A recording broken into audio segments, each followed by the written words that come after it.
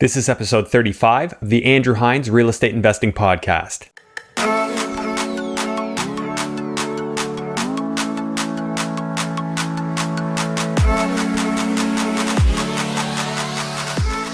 Welcome to episode 35 of the Andrew Hines Real Estate Investing Podcast. Today I have Sarah Larbi on the show. Sarah, for those of you who are not familiar with her, is a real estate investor primarily focused on Brantford, Ontario. Sarah is the host of the Where Should I Invest podcast. She's also one of the co-founders of the Right Club here in Burlington, which is a local meetup. She's also managed to make her way up to 9 properties in her portfolio at the moment. So needless to say, she's got some serious organization going on in her life, and she's got some serious systems, which we talk about on today's podcast. Growth at this scale really requires you to know what you're doing, so one way or another, Sarah has figured it out, and today she talks about all her tips and tricks. Just a quick bit of housekeeping. The next Greater Hamilton REI meetup is happening this week, Thursday, October the 17th at 7 p.m. here in Burlington. If you missed the last one, you're not going to want to miss this one. It was a great time. We had about 60 people out. There was tons of networking with active investors who are doing it today and finding a way to make it work in today's market. So if you want to speak with some of the people who are getting it done in today's market in your area, make sure you join our private group on Facebook. Details are in the show notes, or you can reach out to me at the Andrew Hines on Instagram or Facebook, and I will get you the details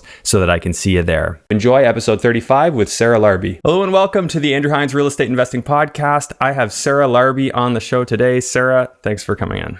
Super excited to be here. Thanks for having me. We've been shooting messages back and forth, and we're finally able to arrange this. So it's great to have a fellow podcast host come on. And I know I've heard your guest stories, and I'd like to hear your stories. So first off, why don't you tell me a little bit about you as an investor? Sure. So I've been investing since 2013.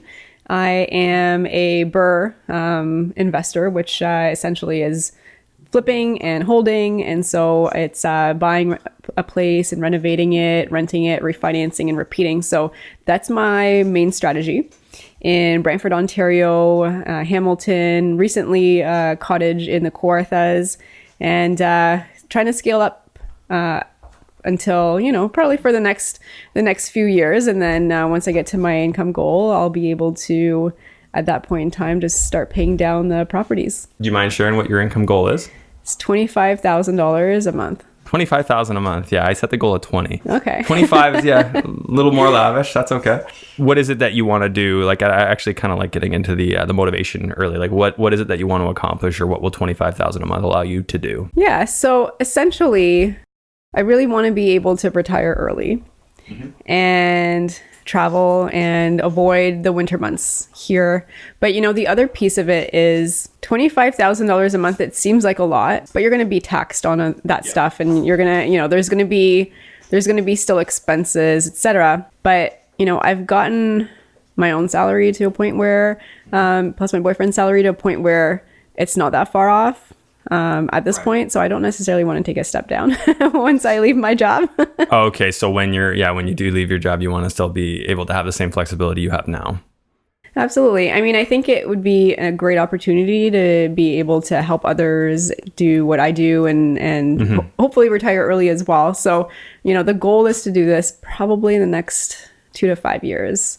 And I obviously have to do more BRRRRs, potentially some more multifamily BRRRRing, and go from there. Okay, yeah. So to take a quick step back, I know you sort of alluded to what BRRRR is. I know we talk about this all the time on the show, but yeah, so BRRRR is just when you're buying a property and you're sort of flipping it, but instead of selling it at the end, after you finish your reno, you just refinance it and keep it. Main strategy for wealth building for me, for many of our guests, and it seems to be a common one. So why don't you take me back to how you got started, when you got started, and why? Yeah, so why? I remember going to the financial planner at the bank, and I had a conversation with them, and they were asking, what your assets and liabilities were. And I didn't even know what those terms even meant back then. And I had been working for a few years, my boyfriend as well, and we had really nothing to show. And actually that was like a good wake up call. I remember that day, and I went home and I started Googling, how do people become wealthy? How do, people retire early? And real estate kept coming back over and over. And so I just started researching it.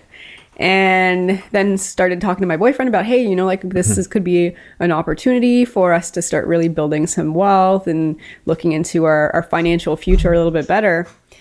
And so it took a couple years, you know, from that first conversation to buying the first property.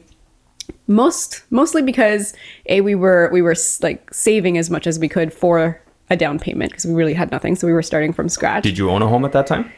We were just getting into our primary. And what year was this? This was in 2010. Okay. And in 2013, we bought our first very, very small $129,000 tiny bungalow, which is the cheapest thing that we can afford. But how we got into it is that we ended up working with having a tenant in place already. So my boyfriend's sister needed a place to live near her daughter's school. And so she became her first tenant because one of his original fears was, I don't want to get a tenant that's going to trash the place or pay, you know, that we're going to have to take to the board, etc. I mean, you hear all those horror stories. We didn't really have anybody that we knew that was investing in real estate. So you hear the bad from the news and the media. So none of your family or friends were into this? No. You were kind of a pioneer in your group. Yeah. And had I known that there were these awesome networking groups and clubs, it probably would have helped us a lot sooner.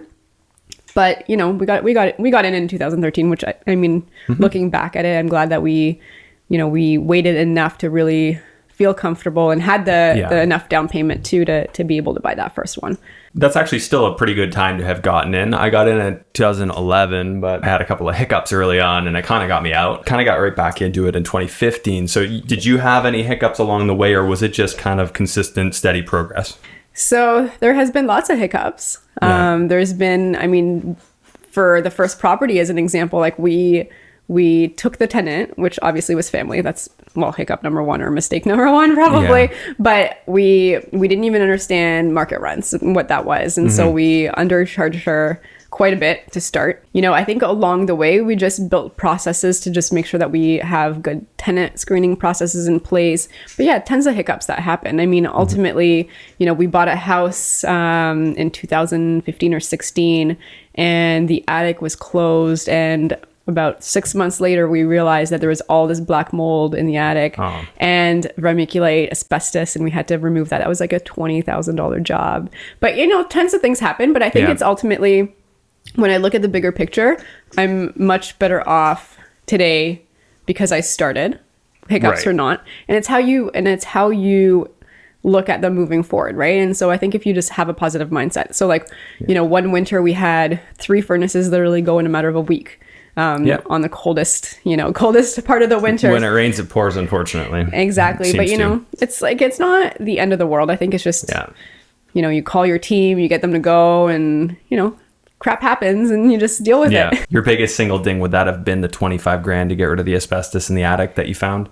Because we didn't know about it until 6 months later. And so we didn't, you know, negotiate the price to match that. But ultimately, you know, at the end of the day, it's fine now. It's cash flowing. We still did well on it at the end of the day. But I would say financially wise, that's probably the biggest surprise that we had. I think that, the unknowns tend to bite you a little bit. And I think the more educated you are, the less likely those are to pop up. Right now, you probably check the attic every time when you're buying.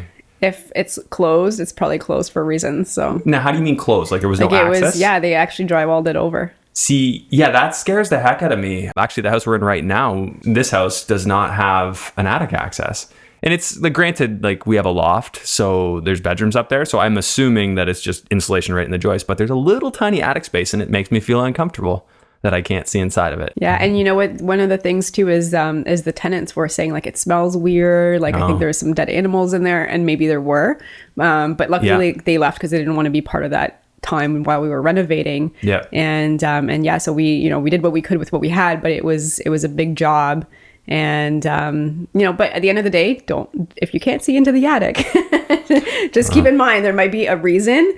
And I think that the people that did sell specifically patched that up so that you couldn't actually see. They just wanted to wash their hands of it. That's frustrating. I would say I actually just had a recent thing that, we're talking about unexpected costs, like when you weren't thinking about it. Like I just had a rental turnover in the summer, and the tenants didn't tell me about it. They just, all of a sudden they started moving out, and I heard, you know, people tell me, hey, I saw stuff on the lawn. It looks like they're moving out. I'm like, what? So anyways, when they did, I had an unexpected, it was about 20 grand, 25 grand. It's funny how, like, if you're in this game, you kind of got to be ready for that. You got to have something set aside, and it's just part of your mindset. Look, you know, expenses come up, but my real estate's always going up in value, so I shouldn't be too upset about it when it happens. Yeah, absolutely. And if it happens on your fourth or fifth or sixth property, it's definitely not as detrimental than your first. And so when I'm working with students, like, I try to, you know, just coach them as much as possible to something simple to start, as, you know, with, there's always going to be little things that come up, but, you know, I think if it happens on your first house or it happens on your fourth house, that might make or break your experience and your desire to go forward. Because I think if we had such a bad experience on the first one, I don't know if we would have necessarily been as excited to keep buying them. But how do you avoid that? Like, for somebody who's getting started, like, what's the way that they avoid making a mistake? Because I made tons. I learned not by paying for education, but by paying for mistakes. Absolutely. I mean, I think just try to, as much as possible, to work with a coach and a mentor. And then, you know, I mean, at the end of the day, like, things do happen, things will happen. You can't for sure know that nothing is going to ever go wrong, but, you know, get a good property inspector that is going to go through with a fine tooth comb. I mean, you know, even though we had one, like, we knew we couldn't get into the attic, and we took that chance. And so, but even just build yourself a buffer. So if you've got, you know, $60,000 to invest as a down payment, just make sure that you've got a little bit of extra money somewhere to cover whatever unforeseen things happen. You know, we've had tons of plumbing leaks and things that we've had to urgently go and fix. Not me, my plumber, because you know, ultimately I don't work in the business. I work on the business, but you keep your sanity. I keep my sanity, but, you know, I've had videos from tenants saying, this is what's happening right now, and it was like a basement, and all this water was coming down, and, you know, it's all about how you react to it. And I sent a text to my plumber, and he went by and he fixed it, and, you know, so be it. I give my tenants a list of what to do and if they call me, I don't even take the call. Like, if I get a middle of the night call, and it did happen, my response is, he texts me when I didn't answer, we have water in the basement. I'm like, call the plumber. But then I didn't sleep the rest of the night, because I was like, all the, like, the worst case scenarios were going through my head. You know, as much as we say we have processes, it, you know, still human, and still worry sometimes, but it all worked out on that one. That's good. Tip, it's hit me 2 Septembers in a row, because I do the student rentals. The whole summer goes by, and then the roots grow into the sanitary drain connection out between the house and the road. And last 2 Septembers, including this one, I had a backup in a basement, and it costs a lot of money. So word of the wise, if you have an older house, just put it on the annual maintenance that you get it augured out every year. Yeah, that's a good point. You know, the first house I bought, it was actually from the 1850s, and exactly that same thing happened, is all the tree roots, you know, and when you're buying a property, if you see a big tree on the front or the backyard or close by, I would just get it scoped out as part of the inspection, because that's exactly what happened. We you know, we didn't know if the tenants had put, like, stuff down the toilet or down the, well, you they know, usually do, they do. And they compound the problem, right? Exactly. And then so it started backing up for us too, and we ended up having to, like, you know, cut the tree branches every so often, but, like, it's only a temporary fix, and we ended up having, I think it was like $6,000 or $7,000 we had to actually excavate, and you got it done that cheap. Lucky you. You know, it was I mean, it was a small part of it, but see, things happen.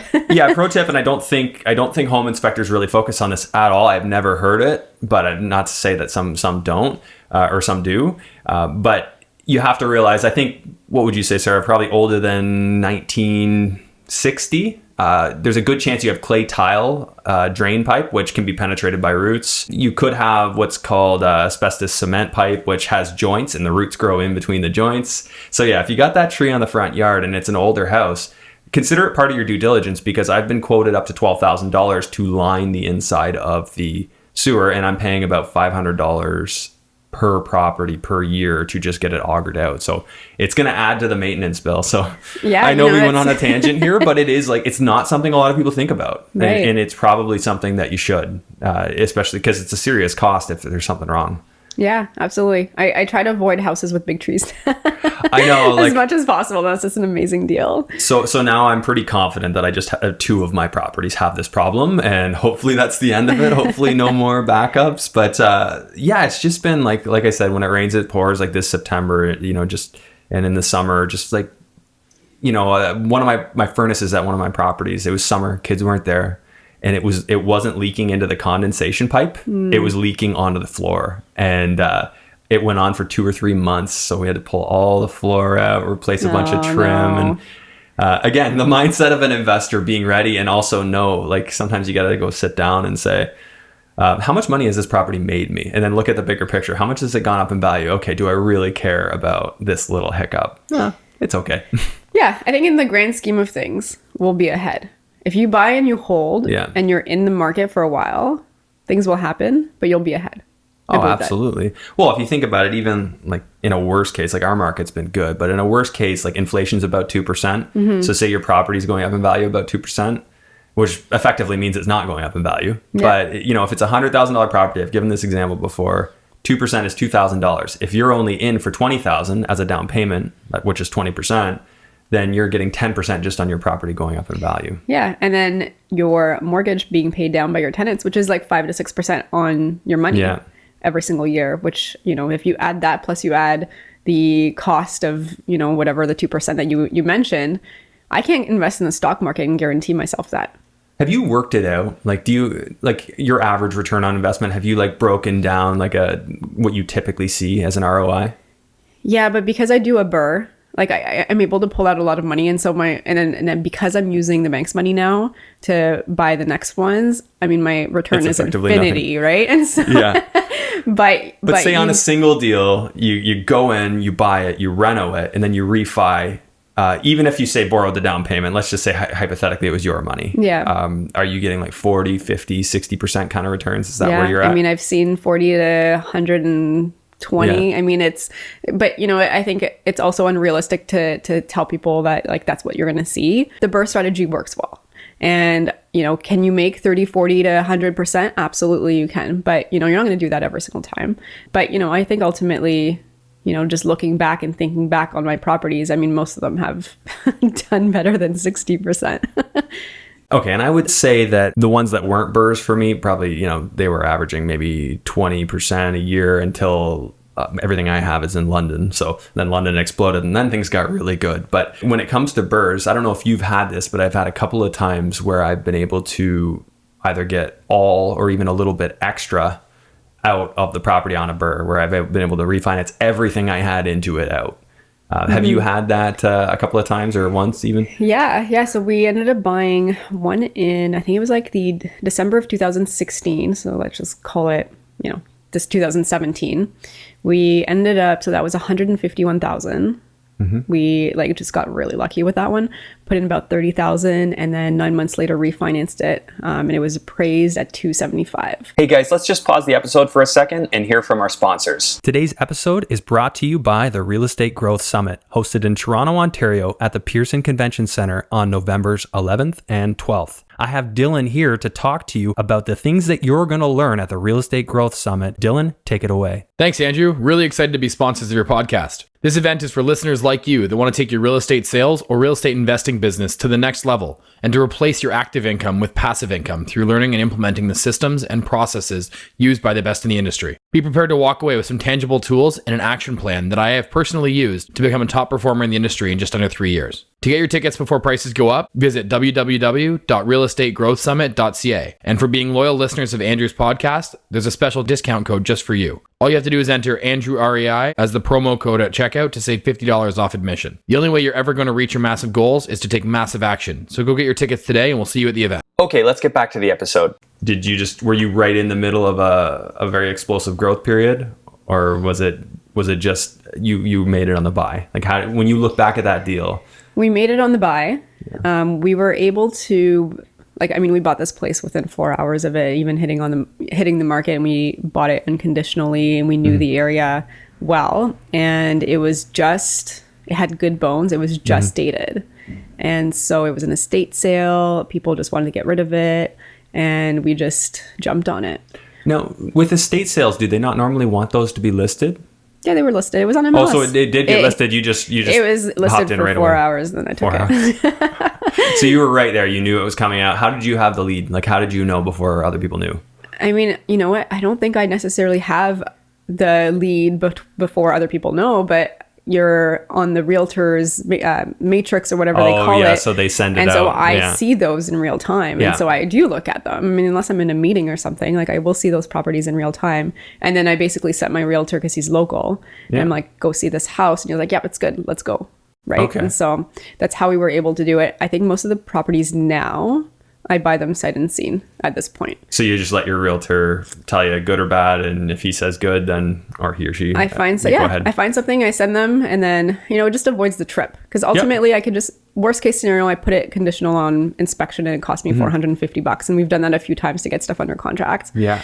But it also gave me the opportunity to get some really amazing deals that if I would have waited until I was available to go and see it, which could Probably be a weekend or an it. evening, it would be gone by then. Bought a couple, I've probably 2 or 3 I've bought just firm off for having not seen it with, you know, that's why it pays to have people you trust, right? Absolutely. Somebody you trust that you know they would look out for your best interest. And that doesn't come easy. I'm not recommending that, but you know, you'll know when you know, kind of thing. Yeah, don't do it on the first few, and you want to use a realtor that's also an investor as well. I think it and that's local.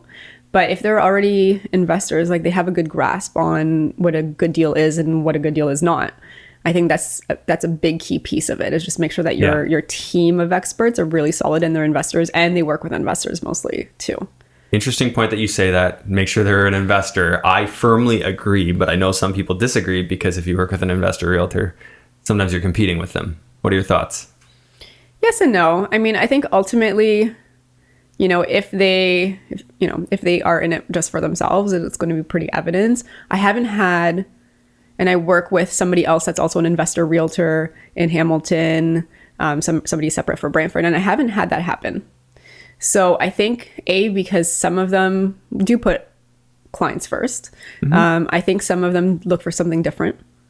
So like, for example, my realtor in Brantford, I mean, he's got like 30 properties. He was on my podcast, I think like episode 2 or 3, Manny Munir. Okay. And I don't necessarily think he's buying what I'm buying at this point.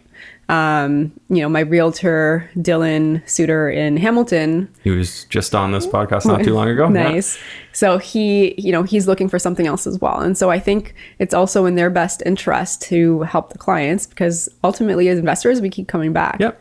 So, and your reputation in this business, like the industry is so small. If you have the tendency to take the deals and not give them your clients, I'm telling you that like that bad reputation will go around really quickly. Right. And in the long run, you'll be worse off. Well, and I think there's room for a realtor, to be honest. Like I had, you know, a guy, we've been friends since like 2010, graduated from the same school, and he became a realtor. I was in mortgages, and you know, we kind of partnered up to a certain degree early on, sent each other deals, and eventually he started repping me and bringing me properties to buy.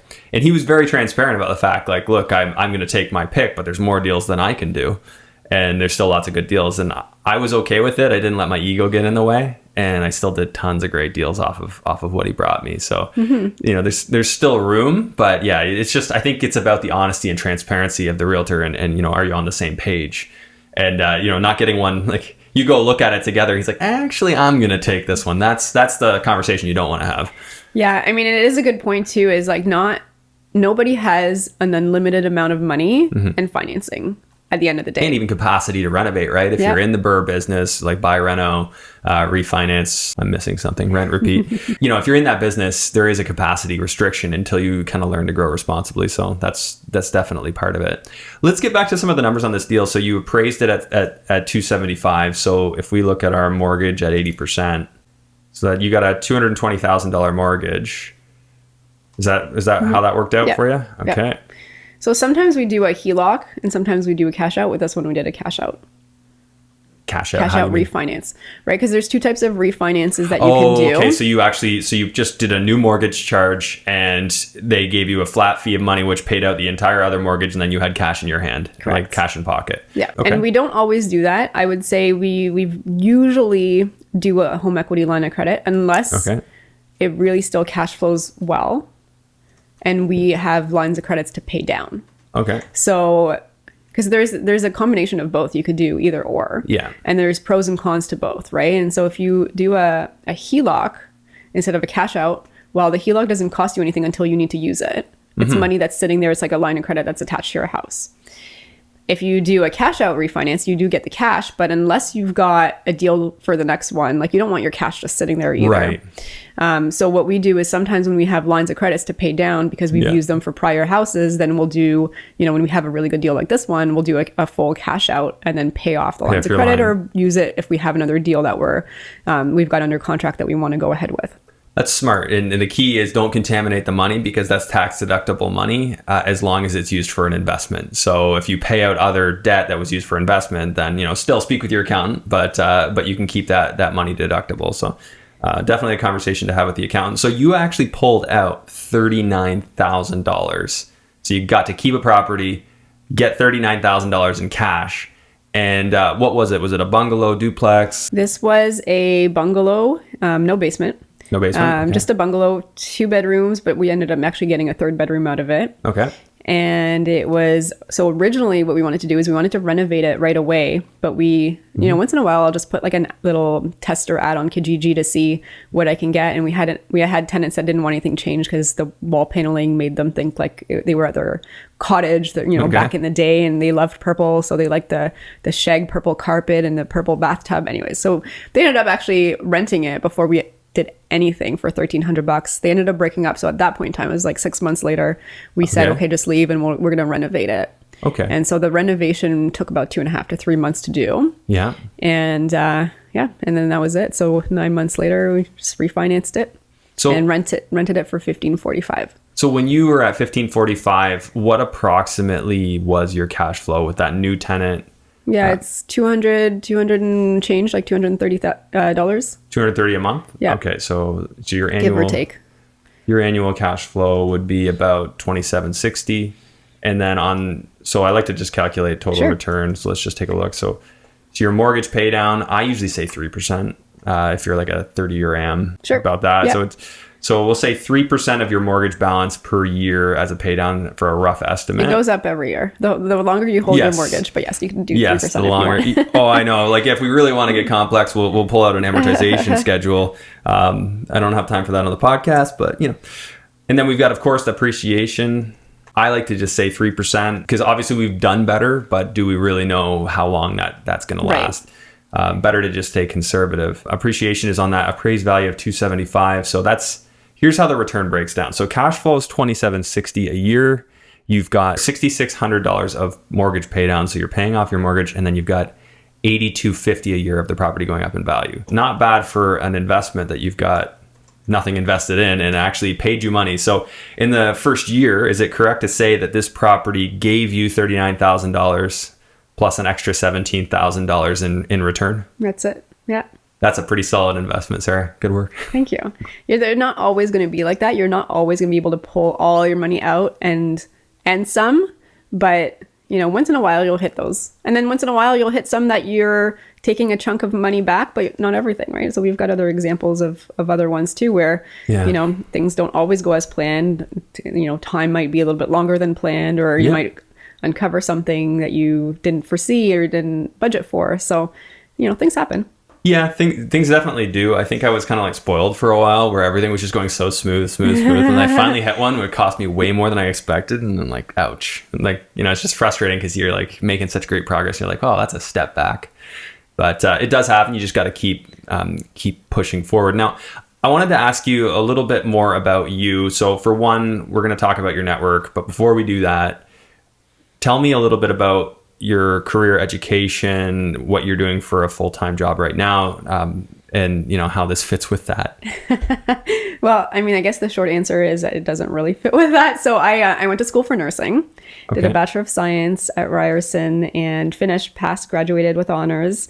Decided nursing was not for me based on the fact that, I feel like nurses are underappreciated and underpaid.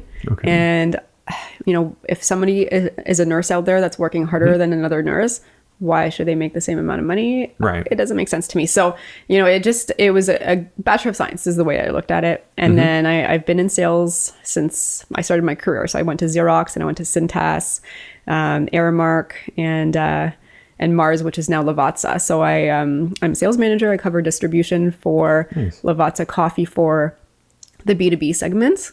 And, I really enjoy it. This is probably where I will retire. My retirement is going to be very early. The 2-year retirement. The 2 to 5 year retirement. But along the way, I just figure it's not enough for me to rely on a job. It's not good to rely, in my opinion, on one source of income. So how do I create other sources of income? And just real estate, it works. It's not about timing the market. It's about time in the market. And I look at, what we've accomplished in the last, since 2013, we went from like having nothing to, being millionaires at our age because of real estate, not because of our jobs. Oh, absolutely. Yeah. What happened in the last few years did the same thing for me. I went from somebody who felt like I was not really doing very much. This was before I found BRRRR. And then, gung-ho for like 3 years. And all of a sudden, that's a whole new label you can put on yourself, which is pretty cool. I want to go to the multi-millionaire status and multi. That's next step. But then, of course, like for me, like I'm more thinking like cash flow, like just like you are, right? Like to me, like net worth will come if I focus on cash flow, buying real estate. I know net worth will follow. I was never specifically trying for that. I was always thinking cash flow. That was just a nice little byproduct. Yeah, when I first started, I was so much more into just the cash flow. But really, I think what builds wealth, like cash flow is good, but you're not going to have, if you really want cash flow, go to the US, go to Windsor, go to, but I think for me, it became a combination now, the more that I'm into this, as it has to cash flow regardless. Yeah. But, where you're really going to see the difference in your financial difference, I think, is going to be, after you hold for a couple of years and you get the mortgage pay down benefits and then you get the appreciation benefits and then you can start figuring out, okay, how do I scale and buy another one, refinance one? Yeah. And I think that's where you really start to feel the difference, because a $200 or $300 a month cash flow, I mean, you gotta scale up quite a bit for that. But I think at some point when you have enough and you start selling some to pay some completely off, then the cash flow becomes really interesting. Yeah. I guess there is a very good caveat to what I said, and you summed it up well. Like I'm investing in areas that I know have appreciation, and then my requirement is cash flow, which restricts the number of properties significantly. I'm wary about a lot of the US markets. I have invested down there, but there are legitimately US markets that are quote unquote dying. There's just no reason. There's no economic infrastructure there. There's no reason for people to stay. And I'm always thinking about that. And that's what I love about Ontario, is that there's so much economic growth and diversity all over the place here. And we have sort of an unprecedented property appreciation over such a wide area, I think. Yeah. Now, I haven't actually done the research on that to look at the statistics, but that's just my gut feel. And I'm sure there's some info to back that up. Yeah. I speak to a lot of investors in the US, or I talk to them on their podcast as an example. And when I tell them like that we have a housing shortage issue and our vacancy rates are like 1%, they're like, wow, we have a completely different, way of doing things, because we want to keep our tenants there. And you just do month to month, Sarah, because I don't want to sign your leases, right? I heard you saying that. And so so at the end of the day, they're like, wow, like we actually have to incentivize them to keep them sometimes, but all they do is bank on that cash flow. There is little appreciation, and ultimately there's a lot of turnover and vacancies. And so like we have the opposite problem, which I think is what's helping also with the appreciation and, the market rents year over year. You can't bring them up to the market rents because Ontario limits you, but the market rents go up like 5 to 10% every year. Like if a tenant was to leave every single year, you're bumping that up quite a bit. And then, the other piece is like the cash flow. When I have these properties and they've turned tenants twice or 3 times, I'm getting much better cash flow. because I'm buying the property 2-3 years later, here's an example. I bought a property in 2013 or 14. So the first one, I'll give you an example. The first one we bought, we were renting for $800 and I had to pay $80 for gas for this tenant. And so the rent was like $720. Okay. Now that same property, the rent is $1425. Yeah. Because they turn tenants 3 times. Yeah, like that's what when you said time in the market, that is everything, right? The property I was referring to earlier, I started renting it at $1325 in 2012, just re-rented it at $1895, and didn't really do much to it. I just painted it, cleaned it up, replaced the appliances, countertops, like nothing much at all. And just to be able to see that's why it's time in the market, right? Because you might see a property, like you say, like you're only at 200 and change a month on that property now, but what happens if you turn it over 3 more times? Right. And then now all of a sudden that property that was only a few $100 is now $1,000 maybe. That's true. Because now if these tenants leave, that property I can rent for $1,700. Do you have a strategy to encourage tenants to leave?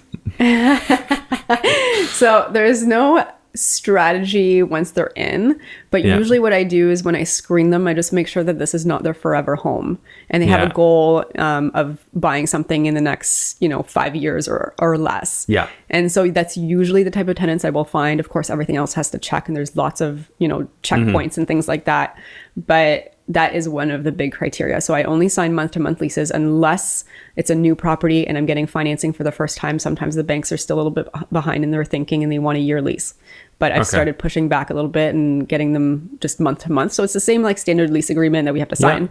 But why do I have to lock myself in for 12 months? Because ultimately, if you have to go to the board or you have to sell the house or something, like you're limiting yourself. You're making yourself stuck. It's the tenant. I mean, really, realistically in Ontario, if they wanted to F off and go somewhere else, they could. Like what recourse do we really have? Small claims court. That's about it, right? Landlord tenant won't do as much for us. So good point. It's interesting. I think you're probably the first person I've ever heard that does that in Ontario, but it is interesting, and I don't really see a downfall with it on a family rental. On student rentals, I'm a little bit different in my thinking. I agree. Student rentals, they turn over anyway, so you might as well just lock them in for the 12 months or whatnot. Yeah, and the strategy is always to get them to re-sign too. Like, get that commitment from them and agree that I won't increase their rent if they re-sign a lease, and that seems to work. And everyone does that, right? No landlord wants an open-ended lease mid-school year, right? Because that's but now with Airbnb, you got options, right? If it did happen, you could probably do something. I might even be able to make more money, probably could, going down that road. That's another discussion for another day. Okay, so I wanted to talk to you a little bit about your network, because you're sort of everywhere, and I know that's by design. So why don't you tell me where it started and what you're up to as far as putting yourself out there in media, podcast land, meetup land, all that stuff. So how it started? I mean, I think it was probably not even 2 years ago. And I've never been a big person with like social media, like Facebook or Instagram. Like I literally think it's been 1.5 years that I've had Instagram. And then Facebook, when you post stuff on Instagram, it goes to Facebook. I think that's why I have Facebook. But there's a story on me, I don't know if you know this or not, on the Toronto Star front page saying I had 6 properties at the time. And it was actually really kind of an eye-opener because people were trying to reach me, but I had no way to be reached. And so they were finding me on LinkedIn, which has nothing to do, like I usually keep them separate, like my business on LinkedIn and then real estate separately. And I think I missed a great opportunity to be able to help a lot of people. Okay. And so I decided that I was going to do like a little meetup because a lot of people were like messaging me with questions. And so I had a little meetup. It was like in Toronto at Baka Cafe, that little top area there. And I think since then, I'm just, I figure like if people need help, because for me, I've been in the market for a little while. I've done a lot of listening to podcasts and learning. And if I can help somebody do it faster than I did, then why not? And so the Right Club came about, it's been about 2 years from the Right Club. So at the same time, I was starting a club with Alfonso Salemi, Daniel St. Jean, and Laurel Simmons. And, networking is a huge thing. And I think if I would have done that sooner, I would be further than where I am today. But we started a club, and because we were all fairly big with networking with other investors. Even though they were doing it for much longer probably than I was, we still had a good network of people. And so we decided, hey, let's just rent a room at the Holiday Inn, invite who we know, and just provide education. And that's how it started. And then 2.5 years later, I mean, now we're, averaging about 250 people each event. And we are actually launching in the fall a whole online community. So somewhere where, I don't want to say bigger pockets for Canada, but essentially it's going to be something similar where you can have forums, you can get content, you can listen to webinars. So we're definitely spending a lot of time on that. And then the podcast came from, I attended, do you remember the Wealth Forum where Tony Robbins came a couple years ago? Yeah, I remember seeing the ads for it. That's Sav was saying that he went there. That was his start. Oh, was it? Yeah, Nice. Real Estate Investor Sav. That was the last, or episode 30. Nice. Anyways. That's awesome. And so, I went to one of the sessions. They break you into rooms at some point, and it was on podcasting. I didn't even know what I was getting into. And I'm like, oh, it's pretty interesting. So I ended up paying $500 or whatever it was to learn how to create a podcast. I'm like, let's just see what happens. And that's actually how it happened. I took the course. I figured I was going to do a podcast. I was editing and doing everything. And I don't know if you edit your own stuff, but it was it takes a lot of time to do it. I'm still crazy, yeah. You're still crazy. I hired a virtual assistant now. I can't do everything, but so it was only being released once a month, but people were sending me messages and saying hey, you really helped me. Thanks so much. I'm like, wow, this is really cool. And you're probably getting this stuff too. So, why, let's help others. I don't think that there's that many of us out there. If we can, create a stronger alliance and work with each other. I mean, we're all probably going to frequent the same circles at some point, right? And so we know a lot of the same people. Absolutely. It's a small community, this investor community, right? It is. Yeah. It is. So I mean, that's kind of how it's all been started. And I have some speaking events. I spoke at the investor forum a couple times, but I think ultimately, I try to come from a place of just teaching and helping and educating.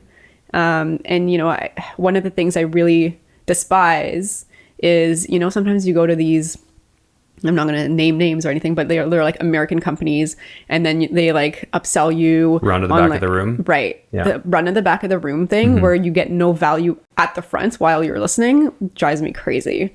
And so I'm not saying that there's never going to be, opportunities to go to a different event with our club. Yeah. But the biggest thing is we have to provide value. We have to provide education. We have, and then it's a choice, and it's not a hard type of sale. I think that the industry has split a little bit, and then there are the people like yourself that are giving value first, and then there are the people who are aggressively selling and giving that side of things a bad name. And I think that if you give value first, and people say, hey, I really like Sarah, I like the way she thinks, I can see she's sincere, and I'd like to work with her. I wonder what it costs, or I wonder what she could do for me. And, I think if it comes off that way, it's going to work out so much better in the end for you as the coach and your students, right? Because you are doing quite a bit of coaching as well. I know we haven't even dove into that. But even with your podcast relationship, and it gives you that opportunity to turn that into other things. I actually like the podcast because I know it might seem odd, but in social situations, I've never been huge on approaching people that didn't know me. Okay. And I found it a lot easier, the idea of being, why don't I just be the guy that everybody knew to begin with?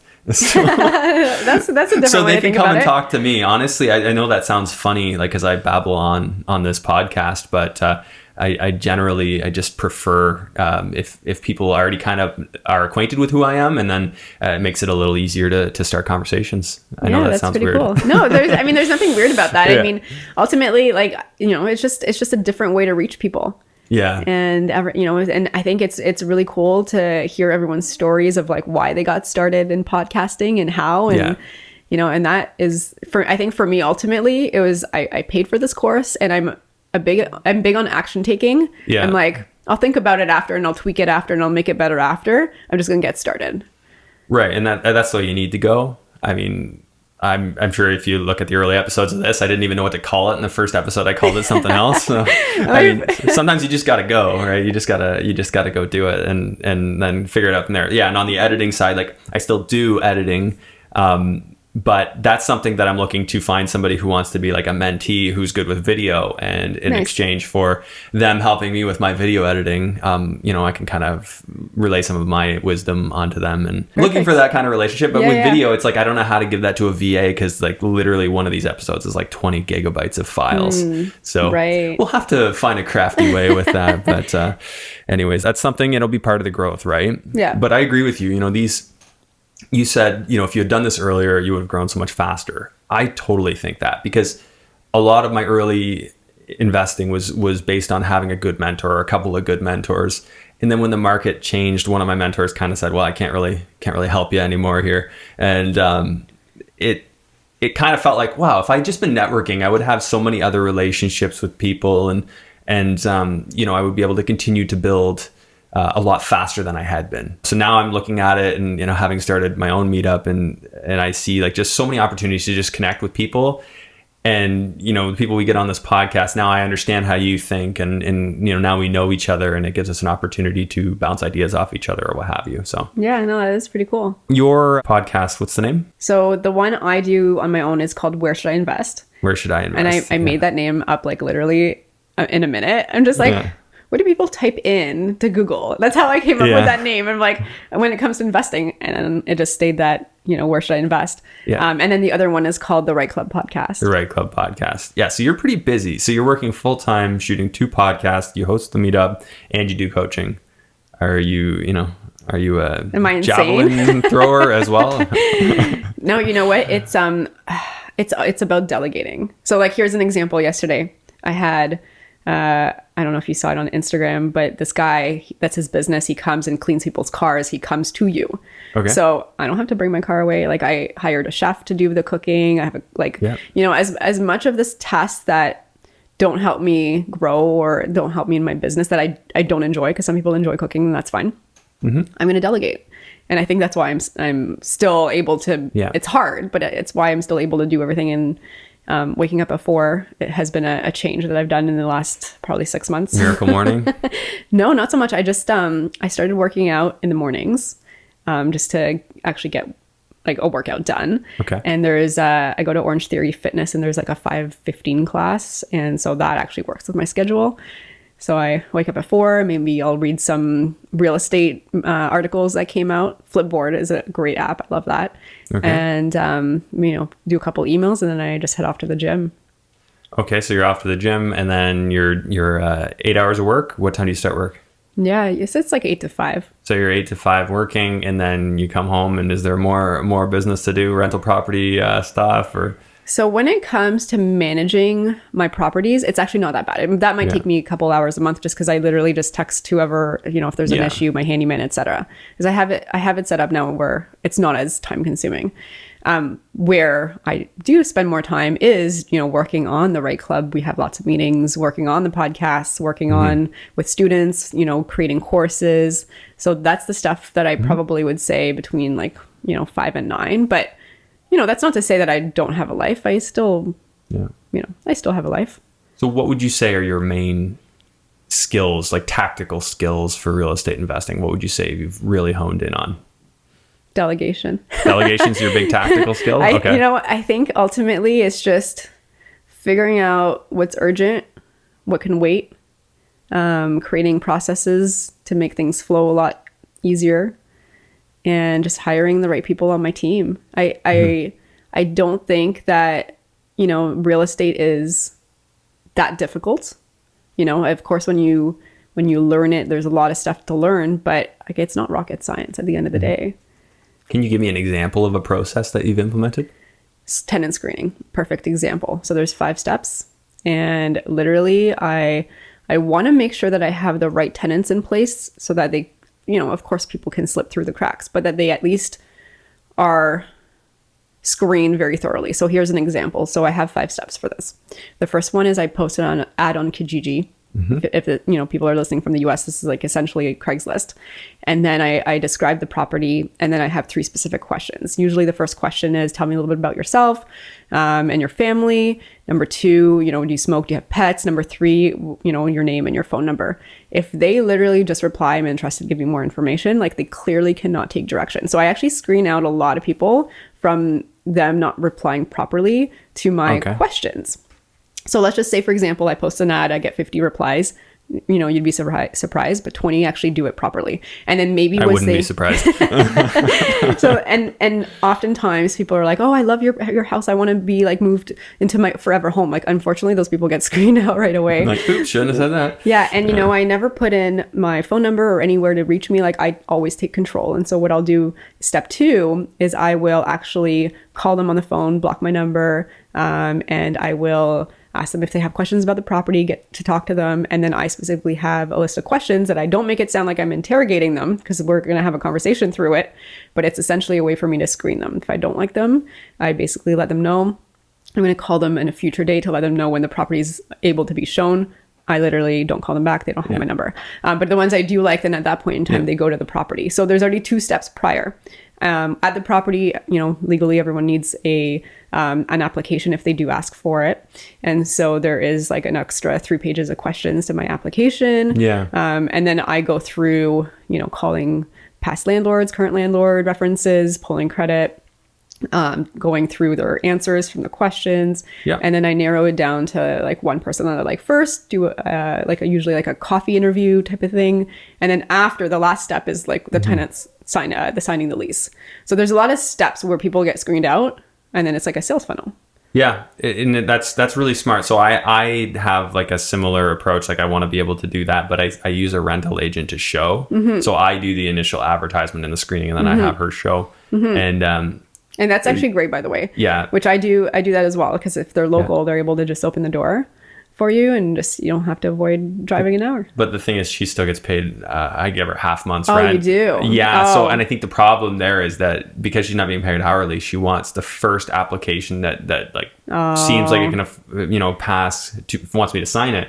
It's like, well, I don't know how you normally do things, but normally when we have an application that works, we give it to them. I'm like, well, but I want to pick the best tenant. Yeah. So, that's a little bit different because I don't have a ton of regular family rentals. Most of mine are student rentals, but I am kind of building up the family rental business now side too. So I'm revising that process. Scott, actually, I don't know if he told you about his process, Scott Sandbergen. He was on the show and he uses a Google sheet that is fillable form that they can answer all those questions right off the bat. So they can't even actually apply to see the place without answering the questions. That's awesome. That's pretty cool. Yeah. But my realtor will do it for me for free, just because I just use the same one for Brantford as an example. Okay. And Brantford is your main hub of operations. Do you have stuff in Hamilton as well, you said? Yeah, Hamilton, and then Kawartha Lakes. Kawartha Lakes for your cottage. Yeah, I saw you were posting stories on that. It looks nice. Thanks. How far away is that? Like 2 hours? Yeah. So one of the big things is I didn't want to have somewhere where you have to drive up to Muskoka and sit in 4 or 5 hour traffic. So something with the 407 ability, that was where, the extent of where we were looking. But yeah, it's just in a town called Lakefield. So just like 15-20 minutes north of Peterborough, near Trent University. Oh, okay. Yeah. And then that's kind of a hot market up there if you wanted to buy more student rentals and stuff. Student rentals, I mean, even, some multifamily, like I really think Peterborough, like as soon as that 407 connects to, and is it going to connect all the way to the 135, right? Or yeah, I think the 115. 115, sorry, I don't live up there, but okay. So as soon as it connects to that, there's going to be a huge bump, a bump in value up there. And the rental market is insane too. Like the vacancies are so low, and the numbers are similar to what I'm getting in Brantford, maybe a little bit better in terms of the rent. Where's your focus now? Is it still Brantford, or are you looking elsewhere because those values are quite a bit up and cash flow is a little tougher? I am looking for another cottage.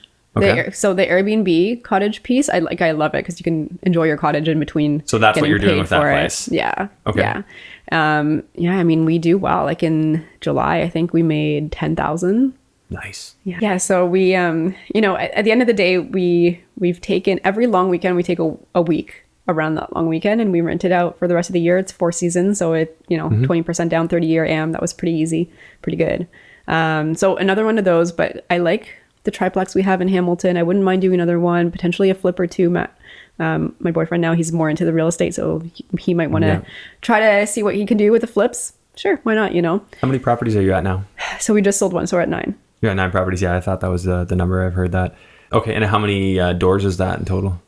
11. 11 doors? Okay, so including the triplex With in the Hamilton. triplex, yeah. Okay, and what's the best one of all of them, the best cash flow of any of them? Probably the cottage, because it's The cottage? Airbnb. Yeah, I mean, $10,000 in a month is amazing. Now, just a quick question on that.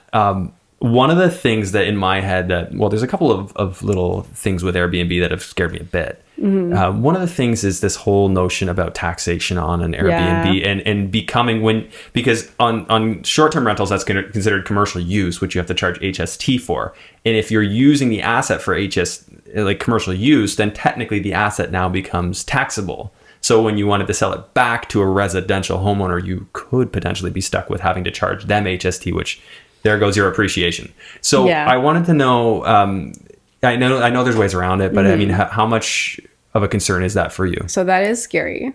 Yeah. That is scary for sure, because the $30,000 mark and above, you're probably going to be there.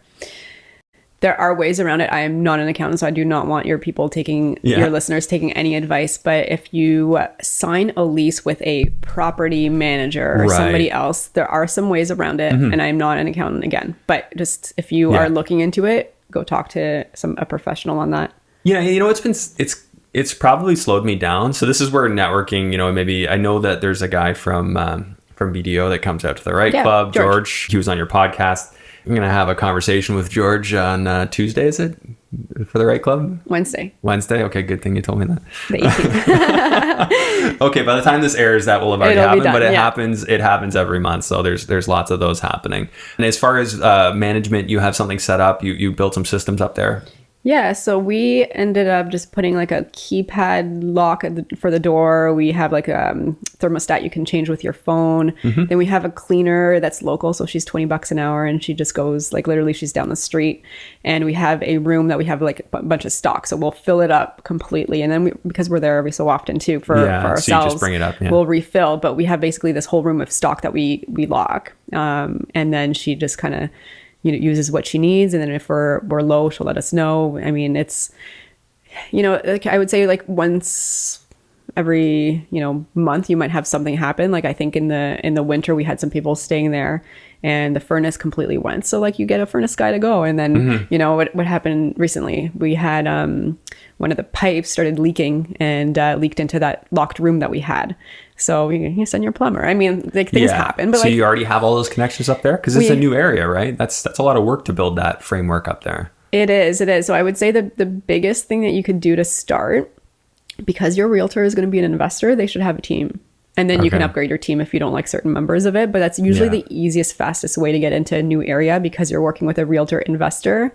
They're going to have people that they use for that spot. And I would never use my Brantford realtor for finding me a cottage in Peterborough, because it defeats that whole purpose of not having that team in place. They've got to be focused. Yeah. Your realtor has to specifically speak to your needs of what it is you're doing. Yeah. I love how you just said, because your realtor is going to be an investor. No, it's true. Yeah. It really, really does. You can't just go with a friend or a family member. You can't do that. It's not, you're shooting yourself in the foot. Absolutely. And I think that's why it's been easier to get into different markets. Because you always just find the realtor. Yeah. Plus, they know who you are because they listen to your podcast. So you always got that. It is. It's a good conversation starter, good icebreaker. What's one thing you would tell a new investor, maybe even say thinking about getting into Airbnb? What would you tell them not to do? To not do? Yeah, one thing not to do. Don't sit there and analyze that you don't do anything for the next 5 years. That would probably be my first biggest piece of advice. And, the biggest learning comes from taking action and actually doing it and making mistakes. But, when it comes to Airbnb, I would just say, just know your laws and your rules and regulations. I mean, I probably wouldn't buy an Airbnb or something to Airbnb in Toronto because of all the rules and regulations. I probably wouldn't buy in a condo and try to Airbnb. So like, just understand what the laws around it are based on where you are, and also the building or location, or so many condos have strict rules against short-term rentals. They don't allow anything shorter than 3 months, 6 months, depends on the building.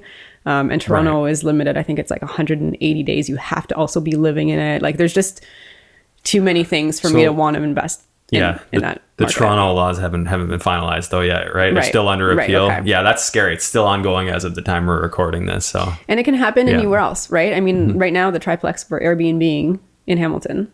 Oh, okay. But like backup strategy, if we can't, we'll put some tenants. It'll still cash flow, but might as well Airbnb it. Okay, so you have all 3 units used for Airbnb. Furnished them. How much did you invest in those furnishings approximately? Not much. This was very low budget. So what we're actually doing with this one is we bought it. It was a single family. It had 3 units already, and they never went to the city to legalize it. So I'm working with Daniel Ott to have it all legalized, but they're taking forever. And so I'm not going to have something sitting there. So Airbnb it is. So we're going to Airbnb, and it's actually worked out pretty well that we may just continue doing it. Just because it's Hamilton, I find that very interesting. What's your average night? Like, are they 1 beds, 2 beds? Yeah. So right now, so the top unit, I think we just got it for a month for $2,000, and it's like not even a 1 bedroom. It's like a bachelor. Yeah, it's got a kitchen. It has like a space that's a bedroom, but it's not like closed in. And that's $2,000 a month, short term. And then it depends. Like my sister and I are actually in this deal together, and so she's living there, quote unquote, paying rent, but like managing that piece. And so it's, I mean, in the beginning, I think it was like $85 a night, give or take, for like the 3-bedroom that we have. There's a main floor that's a 1 bedroom. Okay, I think she just kind of plays with the numbers a little bit. Like this is more her baby. I'm just kind of, overseeing it, but she's the one that's doing the hustling for that one. Yeah. So you're seeing pretty solid cash flow off that property overall? For now. I mean, we've literally like just started doing it a month and a half ago.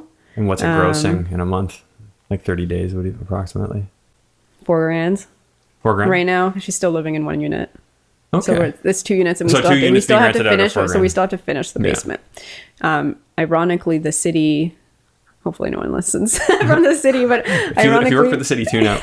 Right. So the very top floor, the attic, the city used to actually place tenants that needed to, for whatever reason, like it was a city building back in the day where like, it was rented to whoever. I don't know what all the details are. Anyways, we got it vacant. But when Daniel went to the city to see, if we can make it a 4 units, they refused the top floor because it didn't have enough square footage that was not like on a slant. Oh yeah, with headroom, proper headroom, But it was good enough for renting with them. So like it's like the different departments don't even really talk to each other. I don't know. Anyways, long story short, worst case scenario, if my sister lives in there, she's gonna rent out the top floor. She might rent out the middle floor. Who knows? Yeah, that's actually an interesting thing, right? If you really want a house hack, nothing's stopping you from living in the illegal space. Yeah. You just can't really legally put other people in it. So interesting point. Sarah, obviously we could dig into this a lot more, but we'll save that for the next episode. So if somebody would like to reach you, which is the best place for them to find you? Yeah, so that they can go to sarahlarbi.com or send me an email, which is sarah@sarahlarbi.com, or come out to the Right Club if you have listeners that haven't been out yet. Happily, we'll offer them, and anyone that comes to you as well, the first pass complimentary. So the first time that they come out, and all I need is a name and an email, and I will add them to the guest list for whichever evening event that they'd like to go to. I would say, and that's the rightclub.com that they can go to for that. And but they can email you if they want to. They heard this podcast and just let you know that they heard it from the podcast. Yeah, absolutely. Okay. Or Instagram, investor Sarah Larbi, they can go to as well and just send me a message there. Well, I'll put all your different links in the show notes, and people can find you there. Awesome. Okay, so quick few questions before we wrap up. Favorite place to vacation? I guess the cottage. The cottage? Do you have like a dream destination in the world? Costa Rica is probably going to be our next vacation place. I love Costa Rica. Yeah, we did. Where did we go? We went right near Samara on the Pacific coast, and I remember one day I took a ATV and my wife and I drove 45 minutes down the coast just on these like little side trails. It was amazing. Nice. Highly recommend that. So yeah, good choice. The next trip we're actually doing though is Nashville and Miami in October. Yeah. But we have to find something for my boyfriend's 40th in November. And it might be Costa Rica, so we'll see. Nice. Well, that'll be great. And what do you do when you're not selling, doing real estate, coaching people, hosting a podcast, and hosting a meetup? I go to the gym. I just regular stuff. We'll have barbecues, dinner with friends. I like to even have my chef like sometimes like cater stuff for us. Sometimes we'll do like dinners where each of us bring a different meal and we pair it with wine. Just hanging out with, different people and having a good time and going out. And we have a investor, dinner tonight. One of the investors' husbands has a steak restaurant that we're going to. But traveling is fun too. Like we try to do like a trip or two a year. Okay. We've taken Matt's parents out to Jamaica for their first trip ever in their whole lives. That was pretty cool. We did it because of real estate, and his dad helped us a lot in the beginning with renos and stuff like that. But I think for me, even though this is busy and the Right Club keeps me busy in the podcast, but it's like it's part of my fun. If I didn't enjoy it, I wouldn't do it. Yeah, I feel the same. I actually like the only part I would say like I really just kind of hate is the editing.